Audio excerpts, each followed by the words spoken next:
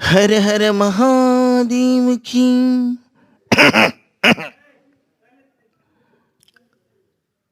ஒரு ஊர்ல ஒரு அரிப்பெடுத்த அரசன் ஒருத்தன் இருந்தான்.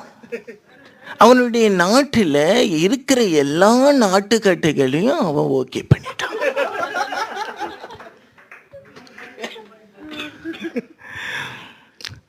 ஒரு நாட்டோட அரசனா இருந்துட்டு இப்படி ஓசியில கிடைச்சதெல்லாம் ஓத்துட்டு இருக்கே, இது உனக்கே நியாயமா அப்படின்னு அந்த மந்திரி கேட்கிறான். உடனே அந்த மந்திரி ஒரு அருமையான ஒரு ஐடியாவை சொல்றான்.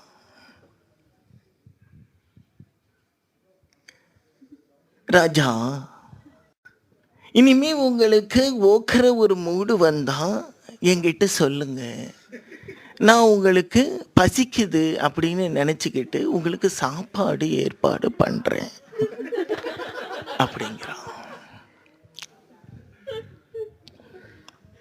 உடனே அந்த மந்திரியோட சொல்ல கேட்டு அந்த ராஜாவும் சாப்பிட்டுட்டு கையை கூட கழுவல, உடனே பசிக்குது அப்படிங்கிறான். அதுக்கு அந்த மந்திரி கொஞ்சம் கூட சளைக்காம சமைச்சு போட்டுக்கிட்டே இருக்கு.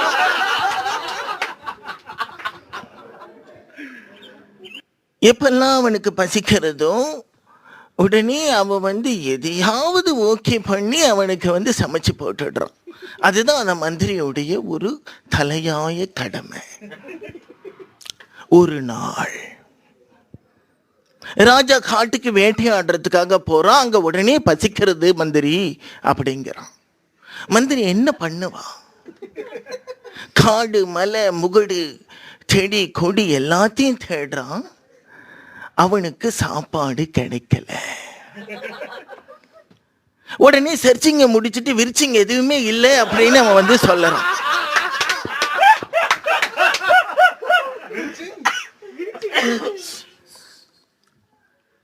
ராஜாவும் அவனுடைய கோபம் கண்ணெல்லாம் எரியுது. மந்திரி பயந்துடுறான். ராஜா கோபிச்சுக்குவாடோ, என்ன பண்றது அப்படின்னு அவனுடைய பயம் கனலா எரியுது.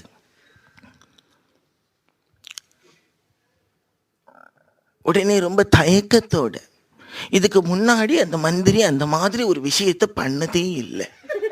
அந்த மாதிரி ஒரு விஷயத்தை அந்த ராஜா முன்னாடி நின்று சொல்லறான்.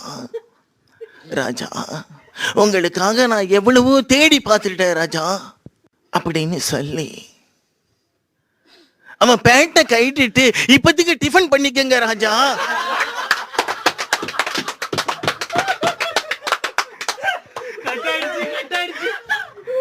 இப்பத்துக்கு டிஃபன் பண்ணிக்கங்க ராஜா, நான் எப்படியாவது சாப்பாடு ஓகே பண்ணு சொல்லிட்டு பேண்ட்டை கைட்டிட்டு அவன் முன்னாடி நிற்கிறான்.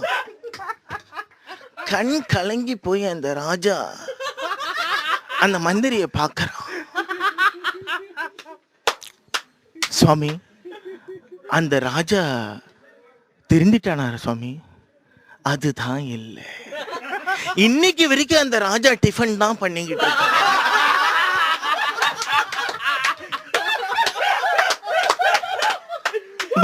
பக்தாளுக்கெல்லாம் நான் ஒண்ணுதான் சொல்லுவேன். என்னைக்காவது உங்க ஆம்பிஷனை விட்டுட்டு, உங்களுடைய அந்த ஒரு பர்சிவரேஷனை விட்டுட்டு நீங்க வேற ஏதாவது ஒரு வேலையை செய்யறேன்னா கடைசி வரைக்கும் டிஃபன் தான் பண்ணணும். உங்களால சாப்பாடு சாப்பிடவே முடியாது அப்படின்னு நான் சொல்லிக்கிறேன்.